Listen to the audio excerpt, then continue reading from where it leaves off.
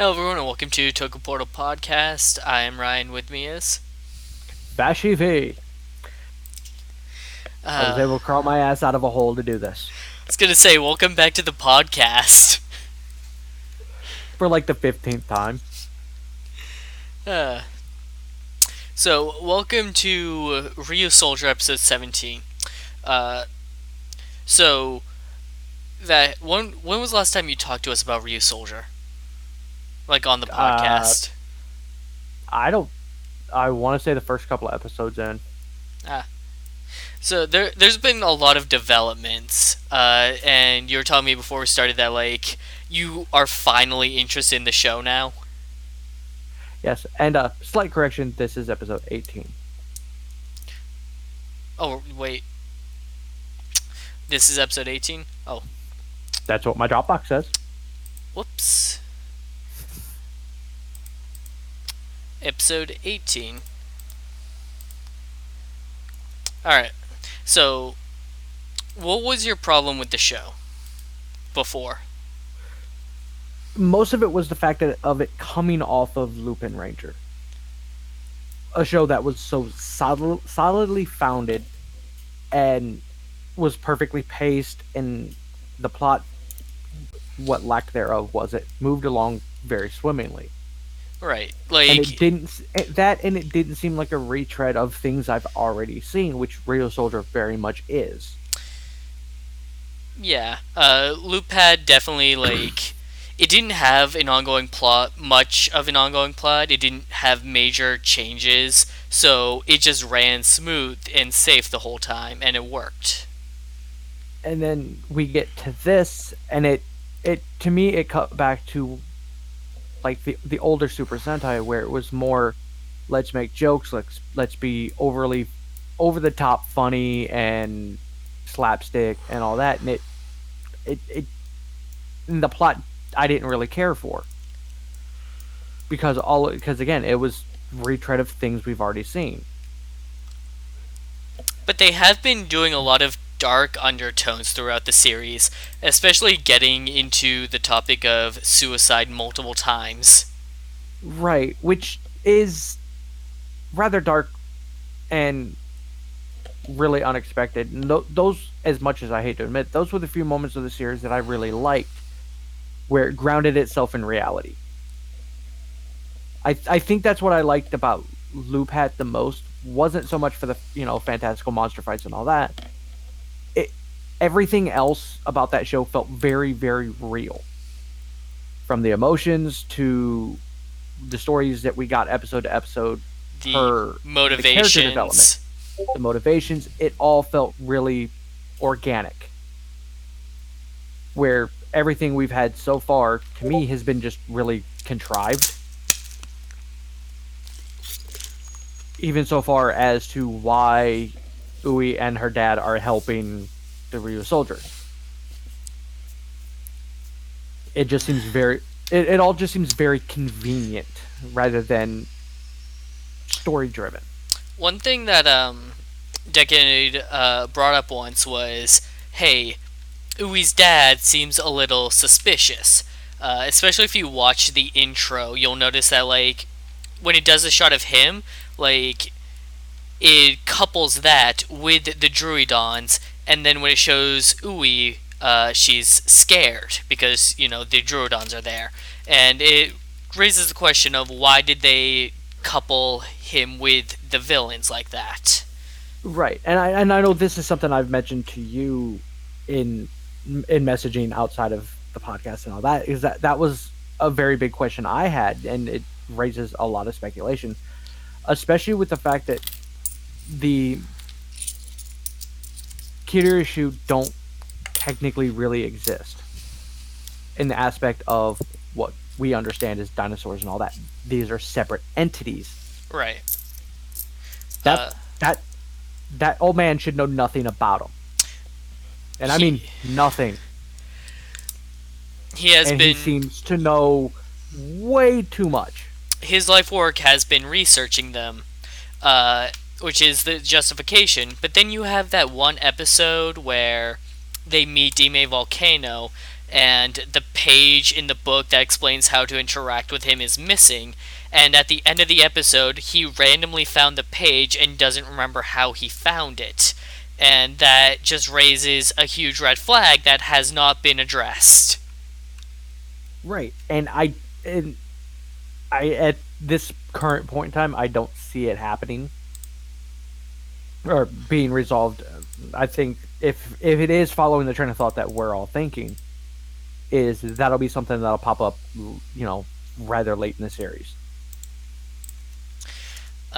I'm Um, hoping they don't do another Evolt. I hope not too. Um, the other reason that this show has kind of had me meh for was how quickly they're burning through generals. Honestly, the way they built up Tank Joe to basically be another Destra and then just kill him off episode 6 to kind of signify, okay, the core Ryusoulger team is working together now, caught me super off guard, and I have mixed feelings about it, but I kind of like that direction that they went with it. If, for me, it worked wonderfully for the plot and for that signifying moment of them coming together. And as much as I hate to admit it, it did lead to one of the better aspects that I have about this show. And by far my favorite character, which is Creon. Right, he's like we've mentioned in previous podcasts how we like it when the villains get character development, and that's Creon's role in the show.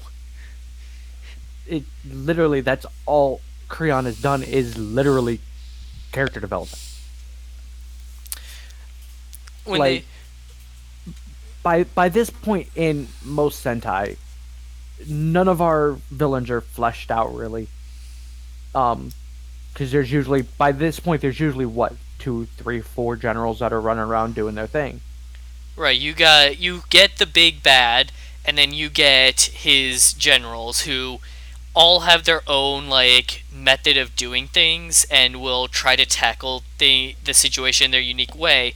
And so each week you're kind of just dealing with whatever bullshit monster they're throwing at the heroes. Right, and here Creon's the one making them all. Creon's the one making all the monsters under the guidance of the generals, but those generals aren't working for anyone higher up the chain, like as far as like we're being We shown can tell. here. Like Right. they're not taking any direct orders. They're just like, hey, this is our mission. Let's just do this. Right. It's like, because the entire mission is fuck humans, we want the planet. That's the mission. And they're using Creon to do it, and it's more Creon's doing just what Creon is made to do. And the generals are just using that. Which is very unique for Sentai.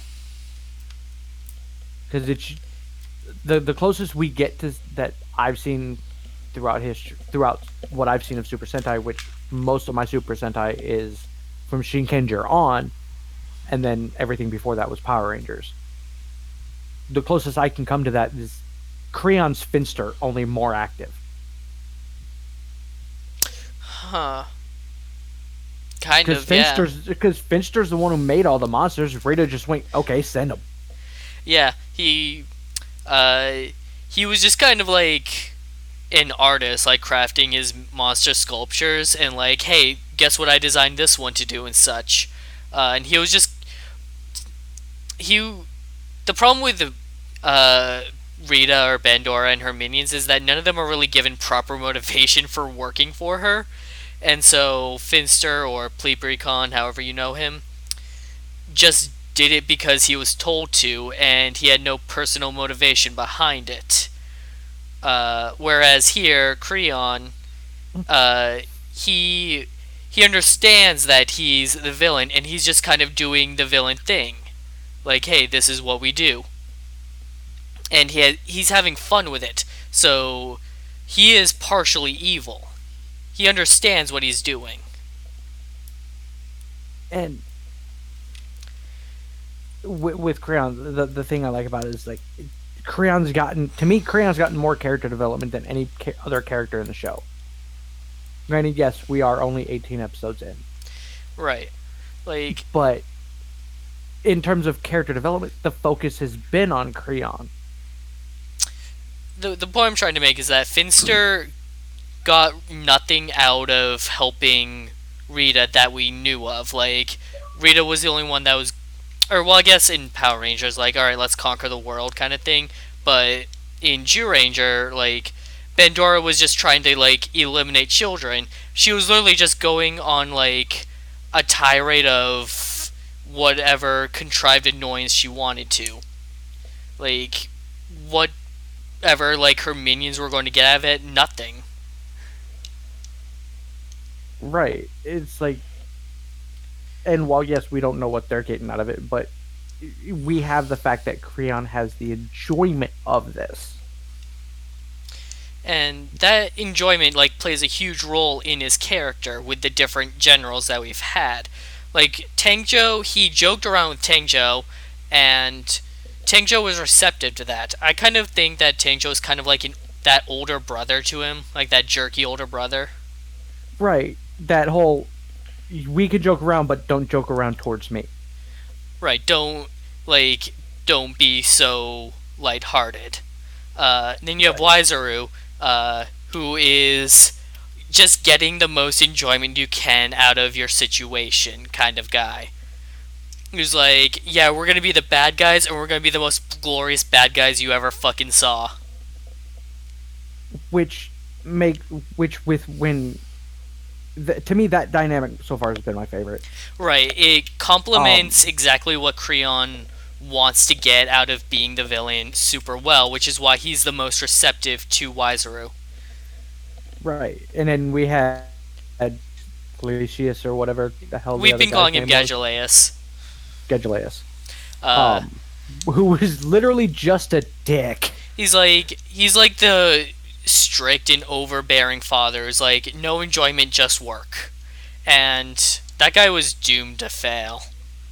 Right. And I mean he had in theory he had the better idea of defeating the real soldiers in my opinion. At least in theory. The problem Once was it was put into action, the problem was practice. Like, okay, make 500 of that monster. How how am I supposed to do that? right. Because that idea was an amazing one. Let's find one that can wreck their shit. Okay, now just make a bunch of them. But he still only did one test run, Right. which Decade made a good point of. Well, yes, strike while the iron is hot. It worked once to finish them off before they figure out how to counter it. Like that would have been a good idea if he was aware of his subordinates' abilities and limitations. That's where I feel that plan went to shit. And, like, just seeing Creon fall to despair working for this guy was like a huge moment in his character because it makes you realize just how much fun Creon actually has being the villain. Like, he is legitimately getting enjoyment out of what he's doing, and when you take that away, he doesn't want to do it anymore. He is literally a child. Which led me to my original thought during that time was that was the point where we were going to get the ending Lucky Roo from Kishiryu Ryusoulger, where fuck it, I'm a good guy now. Fuck this dumb shit. I'm done getting treated like shit. Which that's where I thought that was heading up to. I knew that was going to happen because when Gadulaeus showed up, Wizaru just pissed off because he was like, I can't work with this guy. And he had the right idea. So it's like, well, absolutely. we're coming back to Wizaru soon. Like, we still have more to explore with Creon. And Gadulaeus was literally only introduced for the 6-member introduction, so... Right. And that's another thing that I'm worried about too with this is that was what 10 episodes into the show? Gold? Kanalo? Yeah. I mean it's only been a handful of episodes. No, he was introduced a few episodes ago. Um, Hold on, let me Like, pull up the episode list here. Uh,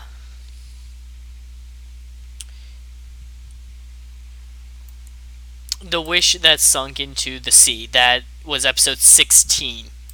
okay, really, it's only been 2 episodes. Yeah. Wow, seems he's. My brain had him there for a little bit longer, but I'm worried about that as well. Um, because usually this happens Way later. later in the way later, usually around the halfway point, on average. Um, except for the one time they decided, hey, let's have like 37 Rangers. I understand that's an exaggeration, but um, the reason why that worries me is because where do you go from there? Is there going to be additional Rangers, Not. or are they going to focus and get retarded power up heavy? Well, they are going to get a little power up heavy. That one is happening. Which I mean that's on that the power ups are unavoidable, but for the Sixth Ranger to be introduced so soon Actually, worries me that may like, focus more on it. so his first appearance was 14, and him officially joining the team was 16. That is kind of in line. Because like the standard for the sixth join being introduced is approximately episode 16. So for him to be introduced at 14 and join at 16 isn't really that big a stretch. Uh, it's very fair compared to Kyoryuger's episode 6 introduction. Or yeah, or Q Rangers Kyurangers episode 2. ridiculousness. um, but no, it's like I'm worried that this will just become. I mean, I understand it's how the show's made and all that. It will just be fuck it, let's sell toys. To hell with the story, to hell with the plot, to hell with anything. Let's just focus on toys. Which I get it. That's the main moneymaker for one of the primary sponsors of the show. Unfortunately, with this particular series, it will determine the future of Super Sentai. Right. It's like, and the one thing I keep my brain keeps running back to is, yes, Bandai plays a heavy part in this show being funded, but it's not the company behind the show. Because the company that's making this is Toei. And it's not like Toei's hurting for money. No, but investment return kind of thing. Right. Like, they need Bandai to sell the toys, and so they need toy material to keep funding future iterations. Which I do understand, because that helps us get it as quickly as we have been. That's why our turnover rate from season to season is literally the next week. It's because that helps fund that and move that forward, while instead of the company having to go, wait, let's see how well this does, like everything here does. Right, like a couple years ago, I was telling a coworker about Build, like while it was airing, like like keeping her up, even though she doesn't watch these things. Like, oh, she was telling me about Supergirl, so I was like, oh yeah, here's what's happening in Kamen Rider Build. And then when Build ended, and I told her, okay, so Zia was starting up, and she's like, wait, what? Build just ended. Right. It's like, and I know a lot of that has to do with Bandai's involvement of it. Because Bandai's involvement helps not so much fund it, but increase the speed of which thing they produce and start working on the next show. Because in theory, they're already working on the next show. Whether or not we'll get it when we're supposed to or not depends on how well this show does. because to me when they do that, some because they've done that with a few shows, and it kind to me it bogs down the show and takes away from the story aspect of it, which could be amazing and phenomenal, and it just ends up just being a giant toy commercial. which is the problem we've been having for the past decade. Unfortunately, toy sales funding the future of the project has beat out the drama aspect of their productions. Ryder having especially been hit hard by this because they found out it was easier to just appeal to a younger audience than to make a compelling story. Right, because like that's the not to harken too much on the writer. That's why I have because I've been going back and rewatching all this stuff. It's why I kind of like a lot of the older Heisei writers is because that they were more focused on the story rather than They let's sell toys. they were a drama series that was also a superhero show. It's like, and they were done really, really well. And that's not to take anything away from any of the writer series that we've had Huh. here recently, save for the one that's airing. Like you can Like have X-Aid was let's sell fucking toys. That's literally that is X-Aid. Let's sell toys. you can have But they a had good a phenomenal story with it. right. You can have a good show that also sells toys. Uh, the problem is that when you focus too much on the toy sale aspect, that you forget you should be writing a good story to, attract interest in it. Right. Because like, cause I look at it. If I was growing up watching this stuff as a kid, yes, the pretty colors are going to attract any kid's attention. It's one of the big drawings. It's why most kids like Power Rangers to start with as kids, and most cartoons is it's pretty colors. Getting a little bit older It's and getting, I would as an adult I wouldn't have gotten back into it. I feel if the stories weren't good enough, if they didn't hold up to a certain level of standard, which it's for the most part they do. There are some that just kind of squeak by. Kishiryu Ryusoulger with that the last arc is what made that series for me. it's why it's why we enjoyed Lupin Ranger versus Power Ranger so much because they took all the tropes that would any other show would push for toy sales and threw it in the trash and just did what they wanted to do. Right, and they had a fair amount of toys with, but But most of them were mech toys and they didn't feel like they were strictly like just toy advertisements. or like one-off uses just to sell a toy. I'm looking at you, Fours. Uh, Fours was bad with that. uh, for for Ryusoulger, like we had that aspect where during the promotional material we looked at it, we looked at everything, and we went, "This is just Kishiryu again." Like this exact same like color lineup for the suits, the mechs work exactly the same way. Like, oh well, that's not entirely true anymore, but that's what we saw when we were looking at it. How do you feel like how do you feel like it's standing on its own? If we're including like this episode, like the last small handful, Yeah, I feel it. up to all I this. feel it. I feel it is finally starting to stand on its own. There's enough uniqueness with the way this has been set up and presented that I can look past the fact that it's more or less a retread of things that we've already seen, and things are starting to move forward to where I feel that this will have no problem standing on its own. Um, like I said, I'm still worried about the whole toy sale issues and how much the similarities are between this and Q the Kyo Kyu Ryuger. Ryuger. My brain keeps wanting to just say Q Ranger, and I know that's wrong.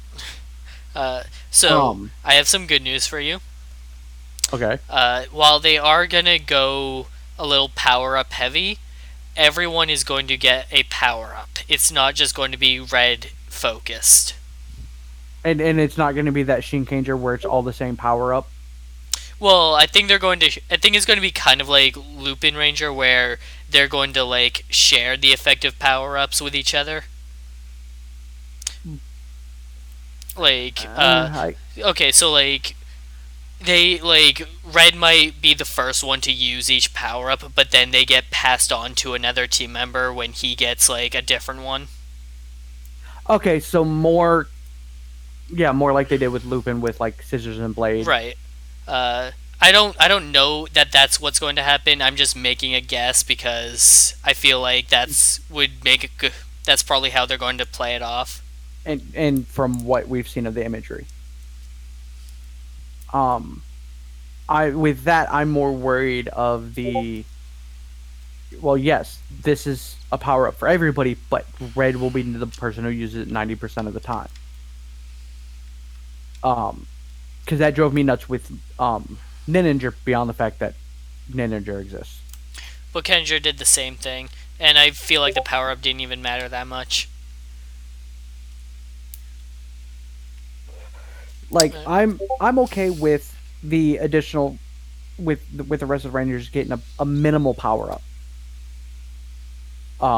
That's kind of shared across the board. I have no problem with that. It's like, but I would prefer it better if they each had their own individual power up, or even if it's only just Like an a actual small like handful. unique to them power up. Like, hey, pink gets to use this one, red doesn't actually touch it. Right. It's like, and there have been a few that have done that. At least I want to say like, but from what my memory is, it was more like, hey, we all got new weapons, or a power up to our weapon, or something along those lines. You know what I miss though? Full team power ups. Uh, like the last one we got, I believe, was Geki Ranger. It was still just the core three, but like they all had the same power up that they used together at the same time. Oh, that master mode thing. Yeah. Yeah. Uh, or Which I do like those. Which that's the one thing I liked about Shinkenger was, well, yes, that did get that was a power up that was just tossed around, and I think it was only in a movie that it got used by everybody at the same time. It got used by everybody at the same time. did it? I don't think it did. It did in one of the movies. Huh. And I specifically remember that happening because I was like, "What the hell?"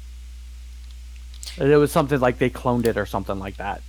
Because it was the the the samurai power up, Right. the one where they had the jacket. Sorry. Um, but in terms of like one thing I'm liking about this show specifically, which I feel is more unique to this series more than most, is the fact that this is a sword heavy Sentai. Uh, Everybody's primary weapon is a sword. Even Right. Canelo has that little knife. They don't. Going back and looking at Sentais that have sword fights in them, a lot of them to where no matter regardless of who has the sword or who's using it, it all feels like fencing, which is understandable. It's one of the fencing techniques are one of the easiest to translate to stunts for sword fights. That's not the case in this show. It's like everybody has a unique fighting style that's not fencing. I mean, Melto's is fencing because that one's obvious. Um, but then you have the Green Rangers, who's more acrobatic, and martial arty feeling. Banbas, who's more seems more kendo, you know, They they were don't all want to say like trained by like different people, and it actually shows.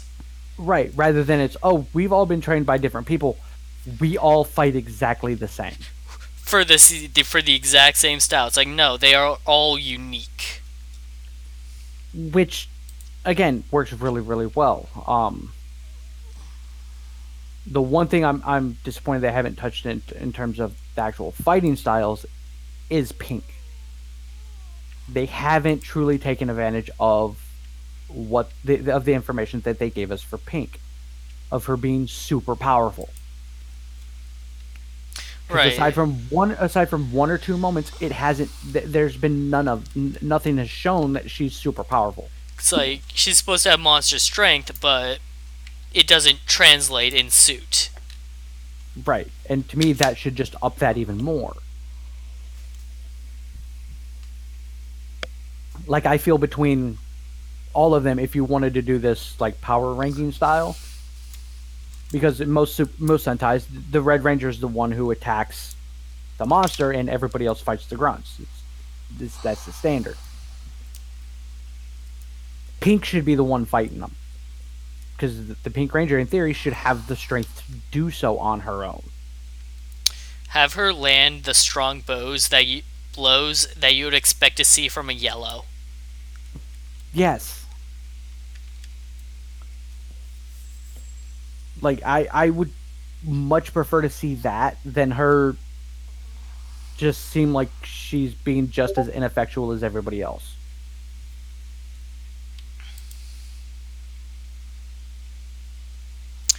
All right. So, uh, getting into the actual episode now, uh, we build off of that character development that we've been getting for Kreon, where, yeah, he made a strong monster for Wizaru, and he's like nervous, like, you're not going to tell me to make 500 of it, are you? He he's still like traumatized by his time with Gageleus, and it's easy to see why, of all three that he's hung out with, he enjoys being with Wizaru the most.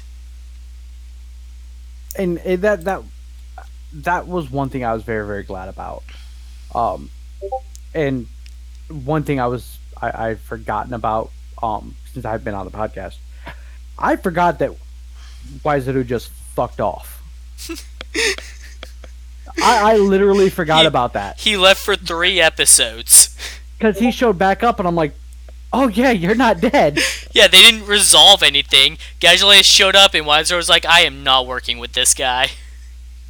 Um, and it was nice to see him come back and still have that whole mentality of that jackass is gone. Hey, let's go fuck up some shit. Alright, so back to doing this the real way. And like seeing Creon's enjoyment come back was beautiful. It's like I loved that. Even the fact that they're not just like you're not gonna make me make like 500 of these. I don't want to die today. There's a lot of Sentai where if a grunt like him, like if they were just given to a different commander, they wouldn't change at all. They would just still be the same character. Kreon actually like has a shifting personality that reflects his situation. And through all of it, it's still a very very childlike way of doing things. Like even with last week's episode where there his like fuck it, we're just sitting on a beach or sitting in the grass with a monster, just doing nothing, just la la la la la. And then shit starts going down, and the Like excitability that he has is infectious. like the monster disappears on him and he just like panics and starts looking for it. Like it's It's not something he would have gone away with if Gageleus was around. oh no, Gageleus would have beat his ass and threatened to kill him and all of this other Gageleus crap. and then sent him to go look for the monster. Right. Whereas Waizo went, oh yeah, you might want to get on that. While Waizo's fucking Like, with the dinosaur. like to compare him to Lucky Roo again, Lucky Roo was a child that just was with the bad guys. Like, they were basically the ones raising him. And so he didn't do a lot, but when he did get involved, it was just on the mentality of, yeah, we're the bad guys, this is what we do. And so it was a natural transition for him to become a good guy because his influence changed when he left with Candelira. Whereas Right. Creon enjoys being the bad guy. He actively has fun with it. And seeing that fun taken away from him uh, shows that, like, he isn't just evil for the sake of being evil or anything. He understands what he's doing. Right. And it's like, which to me would, well, yes, it would make it problematic for him to switch sides. It's why I can see him switching sides as well. Like, during the Especially, few moments when he was alone, he would contemplate, what do I do now that I'm alone? How do I keep doing this by myself? right. It's like, but I can easily see it with the further this gets to the show. We have more villains, more like Gadgelius, more strict by the book. You're going to do it this way. And I can see him going, this isn't fun anymore. How can I have fun? Oh, hey, they look like they're having fun. It would have to be like a very progressive development, though, because Right. all Lucky Like, Roo did was make the monsters grow, whereas Creon is actively making the monsters. The show can't move forward without him. right. I mean, they'd have to introduce somebody else who could do it, which, again, not difficult to do. But would All take that away takes, from his character. right. But could also lead to that mentality of, shit, I'm replaceable. They don't really care about me and what I want and how I want to do things or anything else like that. It could lead to the proper progression for him switching sides without it being a, drop of a hat thing. Because I mean, for that to happen, all it would take is for a general to show up with his own Creon-esque minion, Uh, so, and for that person to rely to get the information from Creon on what they've been doing and all that, and then for them to just go, oh, okay, yeah, you, the other one, go do it. Because I feel for Creon, with him being very childlike, that neglect he would get in that scenario could lead him to switch sides. It would be awesome if he didn't, because it's one of those where I'm on the fence with it because I like him being a villain so much. right. Uh, But I can really see him being the, for like a better term, the alpha to the Super Sentai team. uh, no, I think what's more likely is that he doesn't become a good guy, but he just stops being a villain. Just becomes neutral. Yeah, like, you know what? I don't need to mess with you guys anymore. I lost interest.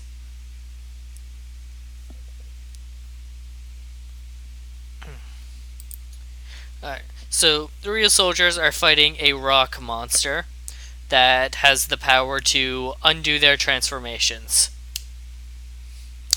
Uh, and it keep all of the monsters, they all say like a word or a phrase or something that reflects like the person who created them. Because this show is a little X-Aid like. And we don't talk about it, but I like that unique characteristic. These monsters are born from people, and that's something about them that shows that yes, they were born from someone. It's of a very singular desire. Like, it's like a combination of X-Aid and Oz's monsters. Born from their desire, and will kill their host. Right. It's just not greed. Well, I mean, it depends on your definition of greed. Uh, so Melto, because he's a smart one, figures out like, hey, druid monsters, the Minosaurs can be made from objects, and this is a rock that says wish. Let's go check out the wishing rock. To be fair, that was lucky as shit. Yeah. Personally, because literally all he typed in was wish. Well, no, because he mentioned that it's been in the news lately, so I think he heard about it before, and it Okay, occurred to him to like make that connection. So he was like looking it up to like try and confirm his suspicions, maybe.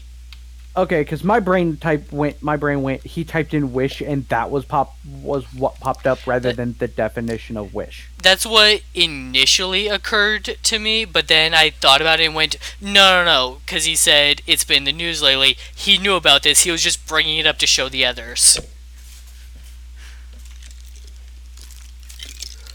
Although I do love how he just stole the laptop from Ui, like, while she's in the middle of a conversation with her dad. Well, technically, he took it from her dad, Sorry, her dad. while she was trying to get it from him because he needed to do work. Like that's one of the few things in the show that, as much as those two seem to annoy me throughout the show, in terms of it them being that whole plot convenience response and answer thing, it's those little moments where, like, to me, he's like, "I'm sick of you bullshit.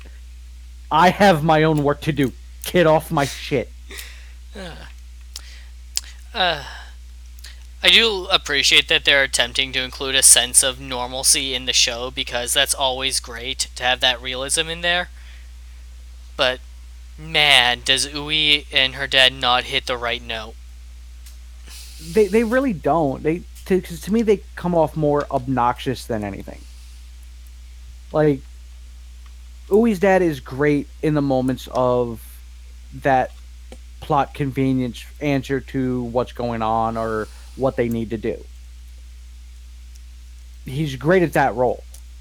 It's once they add into the normalcy that it comes off weird. Which I get it, they're a weird family dynamic, whatever. It just, when you've already got five people who are already weird, we don't need more. Alright. So the Ryusoulgers go check out the Wishing Rock, and we get my favorite scene in this entire series so far. Because it's just a rock. So Bamba has no problem breaking it to kill the Minosaur. However, Kanalo, on his quest for a bride, wants to impress this woman who wants to protect the rock. So he's not going to let that happen. And we get this clash of convictions between the two of them. And I feel it was fantastic. Even if it didn't last, it didn't cause as much conflict as I felt it should have with this episode, with what we were given off the preview. But it worked really, really well because Bonba's always been the person of, to hell with anything. The easiest way to do this, destroy the host, which Ko has talked him out of doing. So in this case, it was inanimate object. Fuck it, I'll destroy it. Stop me. And the fact that he went against what Ko had wanted, because Ko went, okay, well, we'll go figure something else out, and he just went and did it anyways.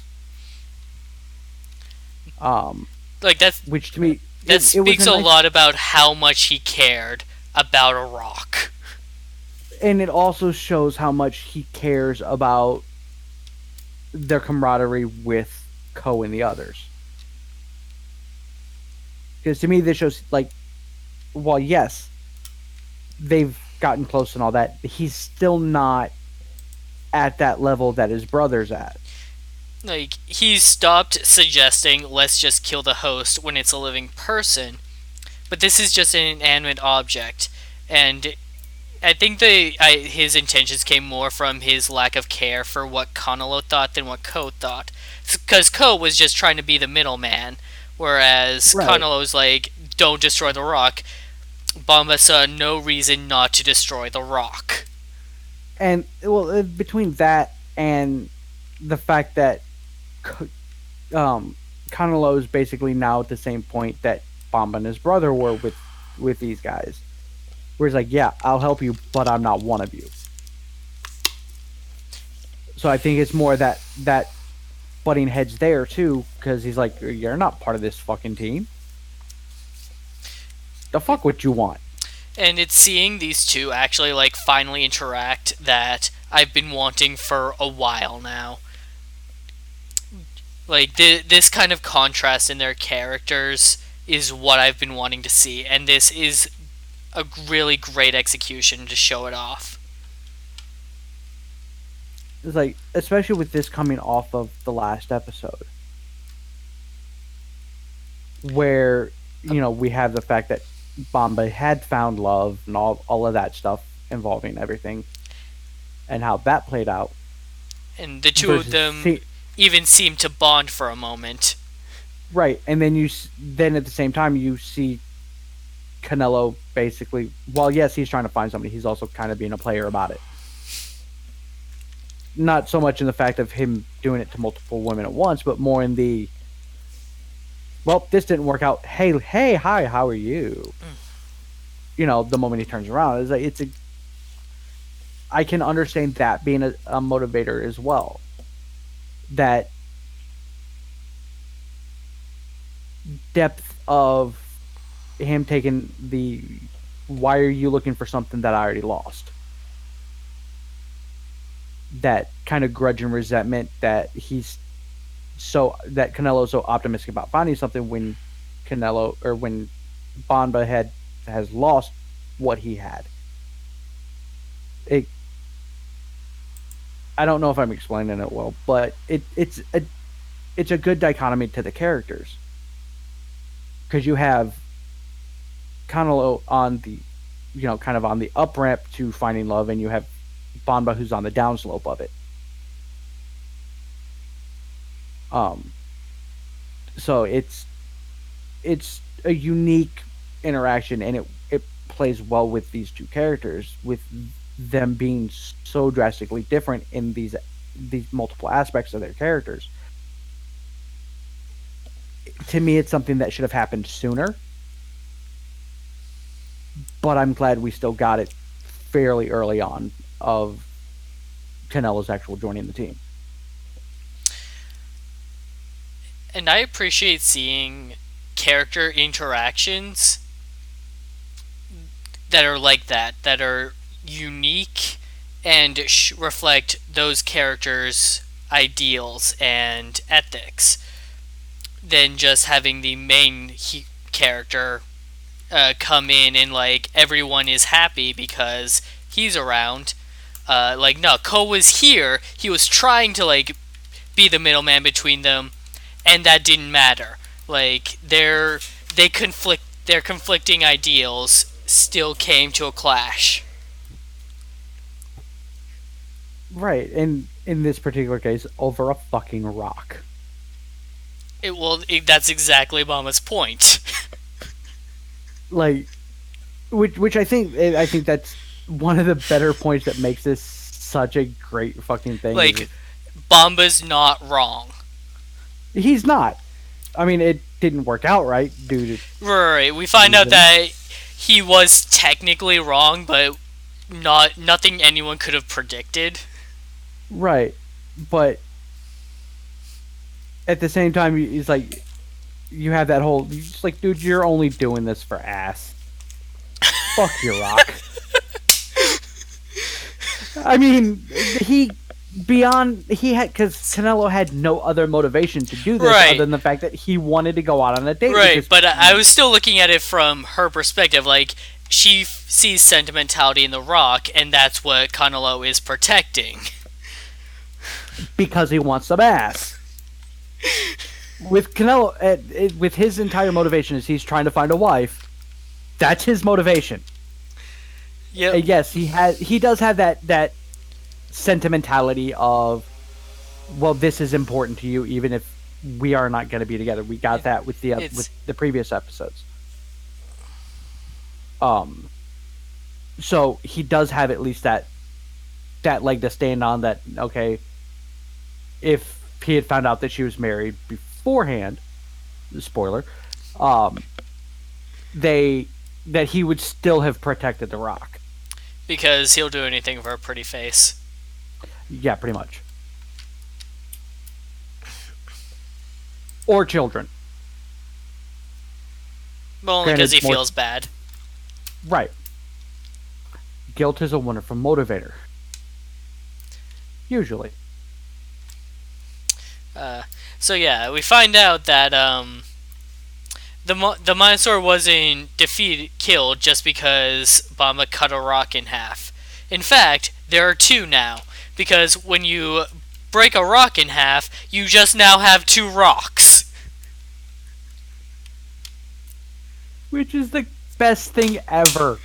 It's the stick situation. Like, what's better, a man or a stick? Stick, because when you break a stick in half, you just now have two sticks.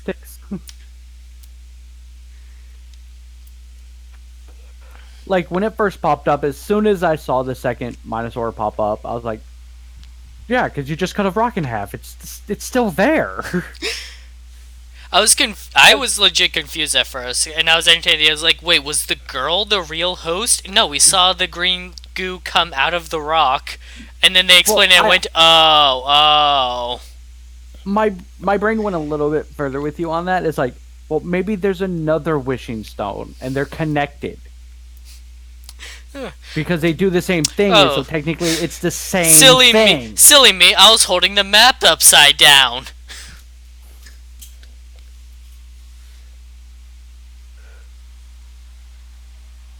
Like, I could have seen that, like, that second Minosaur being... Or, because, now that I think about it, they could have done the whole... With Creon going, you're not going to make me do this 500 times, right? And Wiseru basically going, no. Twice. Because how hard... Because this is Japan, how hard would it have been to find another wishing rock? I don't know. And or, you know, they could have found like plenty of Buddha statues that they wanted.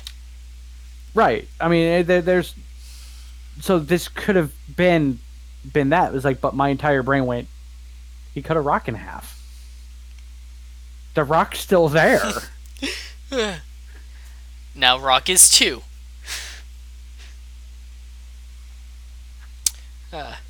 And this also brings up a very good point about why this is one of the best plans that the Gyrodons have ever had. The Minosaur keeps growing until it eventually kills its host. But you can't kill a rock. So, the Minosaur won't stop growing. Which, to be fair, this is fucking genius. And the fact that it's something, sorry. Bless you. And the fact that it's something that Wiseru came up with is a testament to his intelligence, even though he is an absolute moron. No. He's just a coward. He's an idiot. He thought he could hypnotize a fucking dinosaur. Yeah, I was explaining that to Zero last week, and Zero was just like, yeah, okay, you're gonna hypnotize the telepathic one. Right. Like, I could understand it with Tiramigo. Tiramigo's kind of an idiot. Yeah, mind control doesn't work on people who think. Right. So, but... this plan was entirely genius. Even going so far as to what makes... Or what the monster is feeding on. Which I think was the point initially. Like, I'll just make one from a rock because the rock can't die. And then Bomba fucking cuts it in half, and Wiser realizes, oh, there's even more potential to this. Hold on. Well, and then add that into the fact of what the Minosaur is actually feeding on. Oh, right, wishes. Wishes. Which quite literally is, it's hard to get past that one. And I don't necessarily buy the excuse we got this episode, but I Right, have to like, accept that. the Ryusoulger's desire to defeat the Minosaur was being absorbed, which is why they were losing their powers, because it was absorbing their wish to defeat the Minosaur. So they just kind of like cast aside the notion of, we're not going to wish to defeat him, we're just going to do it. Right. Which is a great sentiment. Is like, and where exactly I thought that was going to play out to is like, no, you're just not going to wish it. We're just going to do it. When it goes from I wish to do this to we will do this, which does take out that wish I aspect. want no longer I want to defeat the Minosaur, just I'm going to defeat the Minosaur now.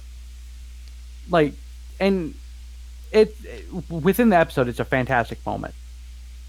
But just in terms of Wiser's plan with all of this, in theory, up until they figured that little aspect out, that those two Monosaurs never should have stopped growing. Because somebody always wants something.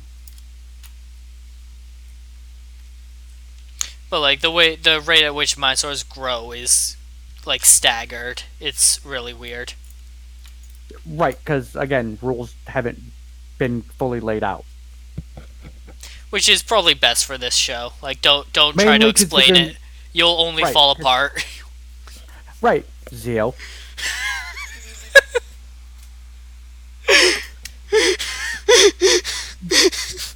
Tell me I'm wrong. No.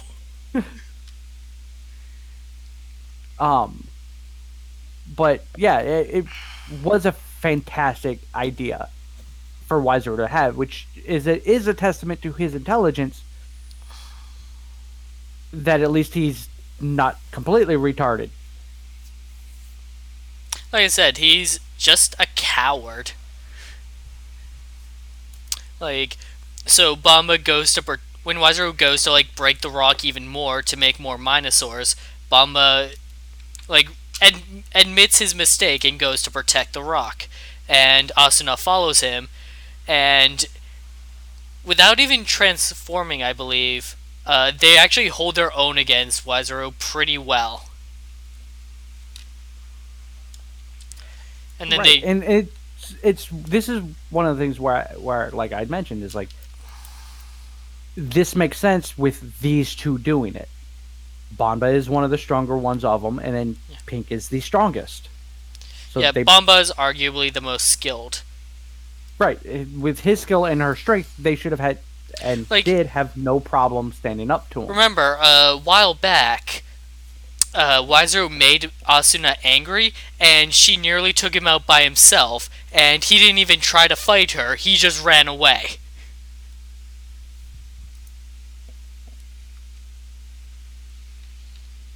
So, like, I do like the fact that Bomba had figured out a way to do it on his own, and Pink just kind of followed him. Like, where are you going?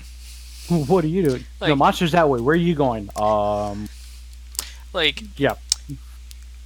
We've seen when Wazuru like clashed with Kanalo that if he's ready, if he's prepared for a fight, he can handle himself well in a one-on-one.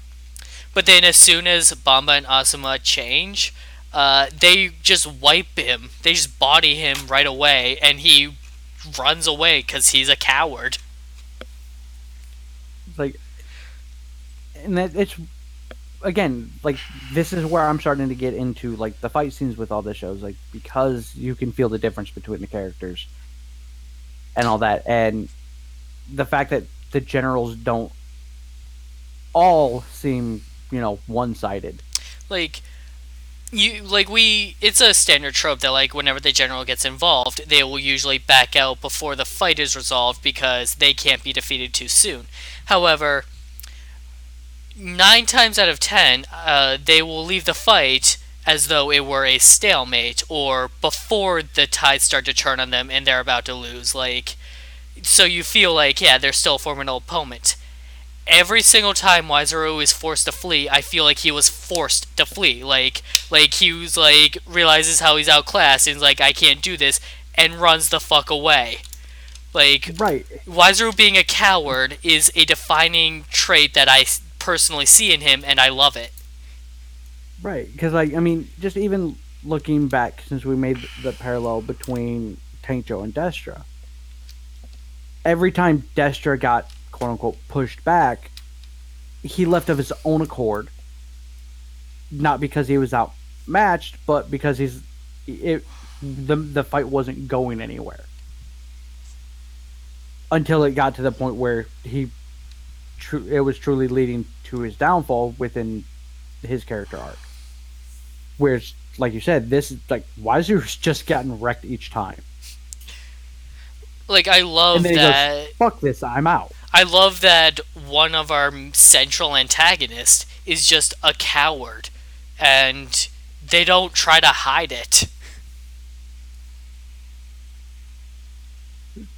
I mean, like, Um, he's not actively scared or anything, but, like, when things get tough, like, he is quick to flee. right. It's like and like he doesn't always wait until he's getting his ass kicked. If he even remotely thinks that Right. it's not Like I going to go his said, way, he's like, "I'm he out." he made Asuna mad that one time, and when he saw how mad she was, he was just immediately gone. Like, I'm not even gonna try here. Um, I will admit there's one point in this that we kind of glanced over, which isn't much. Before they all took off to go deal with the Minosaur and the Rock and all that, Hmm. the whole reason they got the idea to go check the Rock, because now there's two of them, was quite literally because Ui was making her dad film shit when he was trying to work, and he went, "Oh hey, what about that?" And they all took off, so they couldn't film it. He's like, "Haha, now I can go do my work."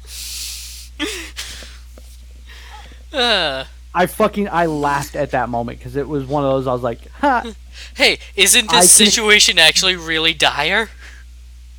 Right, and so they all rush off instead of just goofing off doing what Yui wanted. It's like it was to me. It was enough that it was still in character, but not how we've seen him usually interact with this in this particular situation. Because usually it's more of the here's the definitive answer, or just enough to actually get them Alright, to it's like, that hey, final answer. question.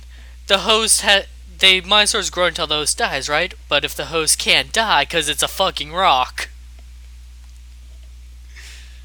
It's like this was done more organically than it being that whole Zordon-esque role that he's kind of fallen into. Yeah, Zordon would have just straight up told them, Hey, that rock's still around, you dumbasses. hey, the rock cannot die. I'm afraid that the monster won't stop growing unless you defeat him quickly. So, Though, and real quick, I do want to point out one thing that I loved about Waizuru in this episode. yes. When they're standing on, I want to say it was a bridge or some type of Some kind walkway, of balcony. and he's sitting there talking smack, and then it cuts to the view of them actually on the walkway, and he just hops off of two kneeling Jordians. Yes, that was great. You just use them as a platform, and you see him in the background shaking that, that when you he asshole kind of thing. when he gets a close up of them, like they're still hunched over. And the one was shaking his wrist and like inspecting himself for injury. I was like that was awesome. It's like, and it again very very true to the character of I don't give a fuck, you're a grunt. Just do what you're told. I'm the only thing that matters. which again fits his character very well to a T of that whole showman thing. We get Spino Thunder, or whatever its name is, the fusion of Dime Volcano and Masa Rex. And that mech combines with Tiramigo to create a new one. And I like that the mech fights in this show feel like they matter. Like, the mech fights are a staple of the Sentai series, and they're going to happen. So they should be entertaining and not just haphazardly thrown in to say, all right, we did it. Like, like some Sentai have done that before, where you just get like a quick 1 minute mech fight, just say they did the mech fight. But here, they're actually like putting effort into them to show, like, hey, we're making this count. Right. Here recently, to me, Q Ranger was the biggest offender of that. Yeah, I was trying not to say it, but There's no avoiding it, unfortunately. Um, with this, they went so far as to the fights actually the mech fights actually matter. For the most part, they're visually stunning. Without, and not to knock on Lupat, it's not heavily relying on CG. This is all very much practical effects as much as they can. Um, until they get to like the actual finisher of it, and then there's CG there. Um, but they feel like they matter, and like you said, they're not just little 1 minute off things. Like they're a good portion of the episode. Um, and as much as I was initially taken aback by the look of the mech, again from the pictures and all that, and I've learned to withhold my true judgment of the way things appear in the show or in the toy catalogs and all that, and the imagery that we get, to not pour out all of my, whether or not I like it or not, and I hold off judgment until I actually see it in action. Going off what I saw versus what we got, to me is night and day. Because with what I saw in the magazines, with what we get when the toy catalogs and the reveals of all of it, it looked like a giant bag of ass. It seemed unpractical and seemed like it was going to be something that would be heavily relying on CG for the fights, which my brain then went, we're still doing the 1 to 2 minute fight scenes. Whereas this, it's a dude in a suit who's surprisingly agile for how bulky some of this stuff looks. Right. Like even with this particular one, I don't remember what the actual mech itself was called, but when Monster Rex and the Flame one merged, Kishiryu, whatever. Yeah. Individual mech names have lost meaning. Right. So with this, it's even with this being as bulky as it is, and even looking really top heavy, because the giant freaking mortars on its shoulders, it's like it's still very fluid in movement and motion and all that, and it's done really, really well. The fight scenes are beautiful to watch, despite the fact that it's a giant red. I wish there was more color to them, despite just when they attach them all together and you just have the little accents of it. To me, that's the downside to Tiramigo being the basis for the mech, like the entire basis. Because most of what we're used to is an actual, this one is a leg, this one is the other leg, this is the arm, this is the torso, this is the head. Right. Like, and in most cases, the red mech will like serve to as like the skeleton, the main body that the rest form around. But a lot more lately, we've just been getting the red is pretty much 90% of the mech with add-ons. Right, because like even like going back to like Die Ranger or season 2 of Power Rangers. Right. Yeah, the red mech was absolutely The skeleton. the skeleton, but everything else wrapped around him to where when you looked at the final mech, you couldn't see his ass. But then you have Q Ranger, where Red's mech is like the mech, and then everyone else just attaches themselves to it.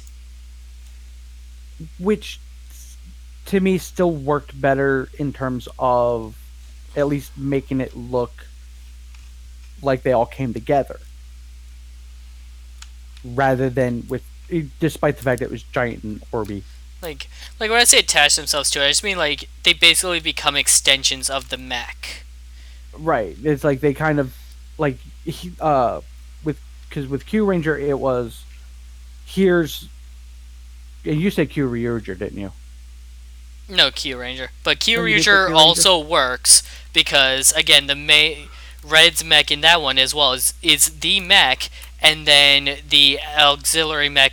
The other mechs are basically just auxiliary mechs that become the arms for special weapons. He doesn't need that. Right. With to me the difference between this and that are that was still yes, the primary aspect of it was the Red Ranger.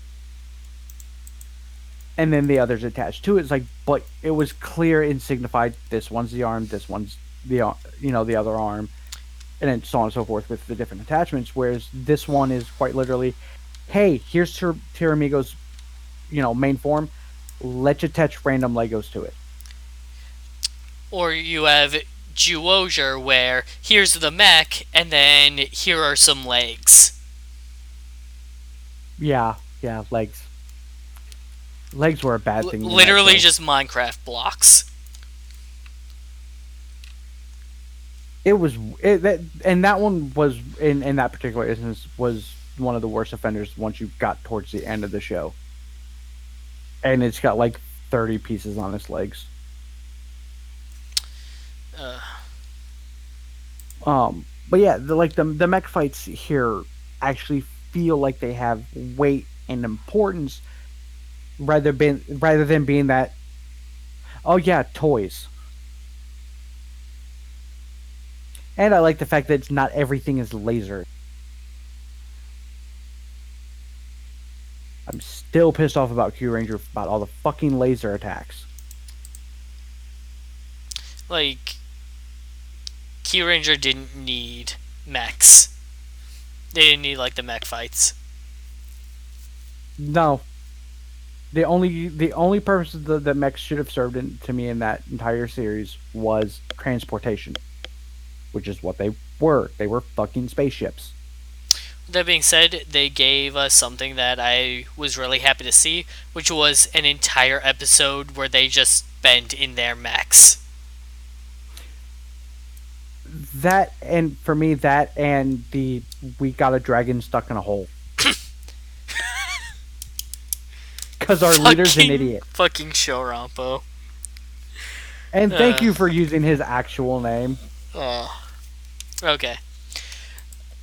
So. It's one that still bothers me about the translations.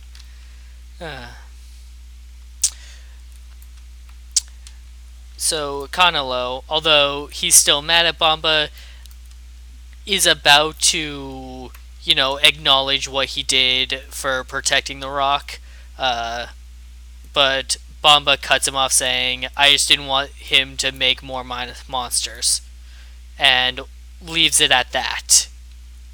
So there's still animosity between the two of them, and I feel like we're actually going to see them come to clash at some point. Looking forward to seeing that, actually.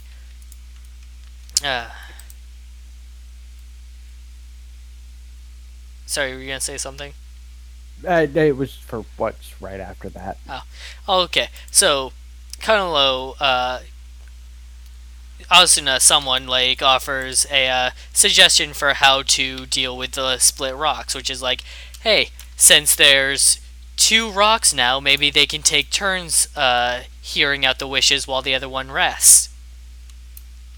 Which, makes her happy. It's like, yeah, okay, that way the rock won't be suffering so much. And then... Real quick. the fact that Ko just rolls with this shit, because Shows shows why he's the it red. right, because it shows he's compassionate enough to at least believe what the sentiments that the woman has, Like, and doesn't just go, it's a fucking rock, just tie it together, move on. He actually offers a solution within the realm of what the other person believes, rather than than what would possibly be his own belief. like you've got your serious reds, you've got your goofy reds, your hot-headed reds. We thought Ko was gonna be a silly one. He is a compassionate red. Like, he goes out of his way to understand others, even when they tell him to piss off. Canelo, Bonba. I mean, that's literally been the last 18 episodes of the show, Like, of green chat. somebody telling Red, go fuck off with your bullshit, and him going, Why? How but does that make why? you feel? Yeah, he's a fucking therapist. uh, Toa tries challenging him to an actual sword duel, and Ko's just like, no, we shouldn't actually fight each other. That'd be stupid. Uh, like there are different types of what you can have for the red. Ko is this episode exemplifies why Ko is red and why he deserves it. Like it, because that's one of the things we get every so often, where we'll start out on a new show and it's like, well, why the fuck is this guy red? And for the most part, it's typically usually very, very clear why, or in two particular instances, very fucking unclear why they're red. Uh, And you know which two I'm I referring know to. exactly which two you're referring to. And I'm pretty sure everybody else does too by now. For every other podcast I've ever been with, that's been a discussion. With Ko, it started out with, to me, at the start of, okay, you're the red, let's see where you're gonna go, and it had started out to be one of those, why are you red? And it took Banba and Toa showing up before it was, oh, now I can see it, and they've been building on that very, very well. You've got Deca Ranger, where Bon is a fireball, where he just rushes forward without thinking, and you have to wonder why is that guy red?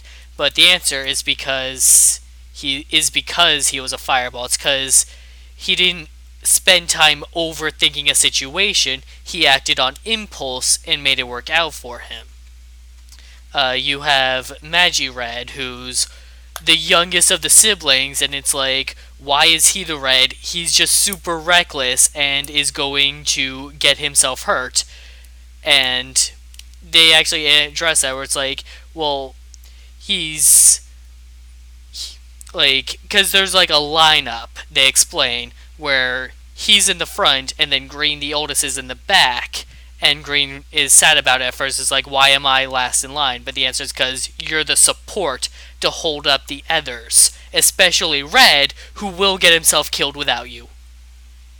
Right, and it's done in a way of, yes, he's reckless and will do whatever is necessary and will possibly get himself killed, but he has that understanding of, I've got them behind me to lift me up and push me forward, to where I do end up okay because of it.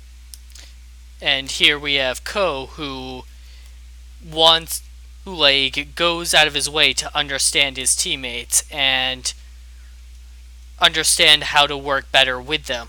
We had the episode where Melto was feeling unappreciated. We had the whole stuff with Bamba and Toa, and recently the old Canelo experience.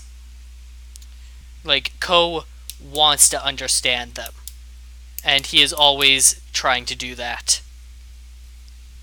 It's and he has that draw of, because as we've seen with, granted, Banba is still not fully on board by now. I feel personally. The same thing obviously with Canelo. Bamba respects Ko. But That's as it's far as to we've me gotten. it's right. It's not at the level of Toho Melto and Asuna. It's more that, okay, I can understand you. That's about it. That's where we're at. I don't trust you with my life. I'll work with you because we have common goals and all that. Um, but he has that that gravity to him that, and as much as this show missed a few points on it, it's that same thing that Jewel Red had, that I want to understand you, and he, that power to draw people to him and to have that confidence in him and that understanding and that acknowledgement of, you do only want what's best. Whereas we've had a few that it's, oh, you just are annoyingly fuckhead. Why is anybody following you? Code to me makes a great red because he has that compassion, that understanding, and that power to change your mind. Because like I said, the initial reaction with Toa and Bombo was, "Fuck you, we're gonna do shit the way we do shit. Ain't nothing you can do gonna change that." And then it's slowly that changed over time, a little bit faster with Toa than it has with Bomba. But you can see it happening, and it's happening naturally rather than it being just a, yeah, you're the red, we're gonna follow you. And so we come to the stinger of the episode. Kanalo invites this woman he's been protecting the stone for this episode out to dinner, and she asks, who gladly accepts and wants to know if she can bring her husband. Like Vashi said, he was trying to date her. It's like, because at that point he stood up and walked away, albeit with some odd, strange robotic sound. She's been wearing a wedding ring this entire time, and he just never noticed. Right, and this is one thing I want to go back and look at personally at some point, is if when we see her, because there's quite a few times where, because she's dressed as a shrine maiden, where she's got that, her hands clasped in front of her, in that very polite, hand over hand thing. I can check. I want to go back and look to see if her ring is visible. I'm checking. She's got now. Her, that whole witch hand is on top. Which hand is her ring on? It should be on her left. All right. She puts her right hand on the rock, and you don't see it there. So I think that was the problem, is that she only showed her left hand, her right hand rather. Right. It's like, but there are moments where they're standing talking to each other, that she's got her hands, crossed in front, just below her waist, in the typical demure, shrine maiden pose, and it's which hand is on top, because if it's the left hand, then he has no excuse to have not seen it beyond the fact that, hey, there's a beautiful woman, because Canelo is a man whore.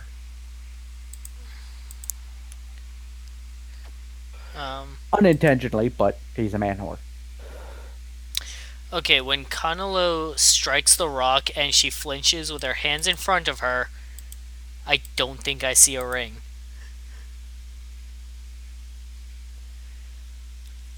I don't think it was there. Could be a mistake on the prop department, but still. Right. In theory, it's something he should have noticed. Okay, it's kind of blurry, but it shows her left hand for a moment. I don't think there's a ring on there.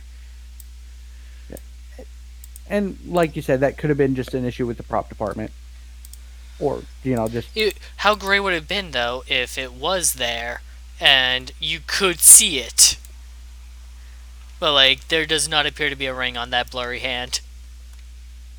it doesn't. It just more looks like just a speck of pixel out of place. But yeah, there doesn't seem to be anything on her hand. No. And then, as Canelo is just robot walking away, Ko goes to offer him compassion again, and Canelo just rejects it. Like, no, no, just don't. And then he sits down and pouts. Like, I think that's one of my favorite aspects of Canelo is like, is every time this shit goes wrong, he just starts pouting.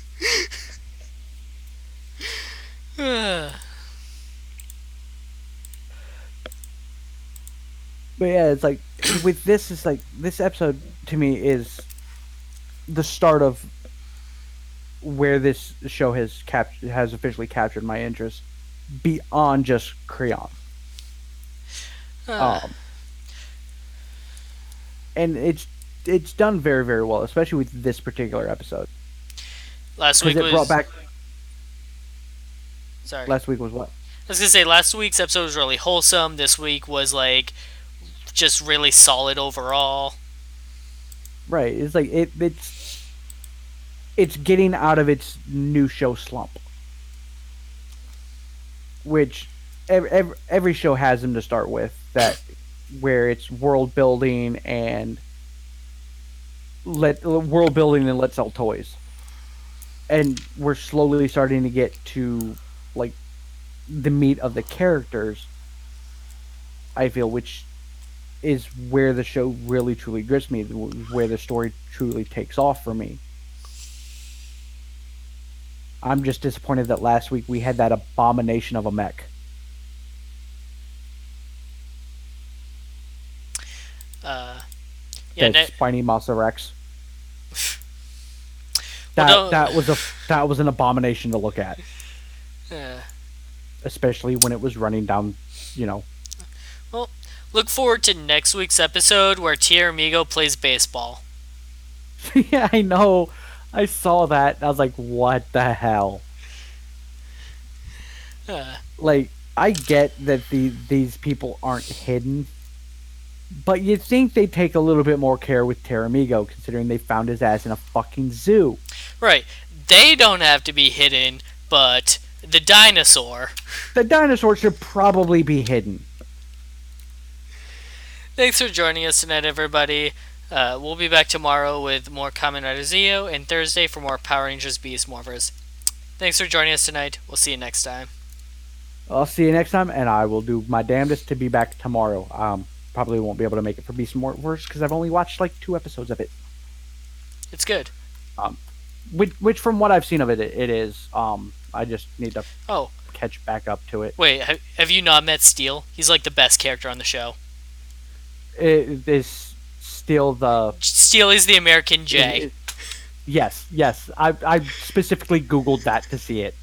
He is the greatest thing. He is the greatest ranger ever. All right. Good night, everybody.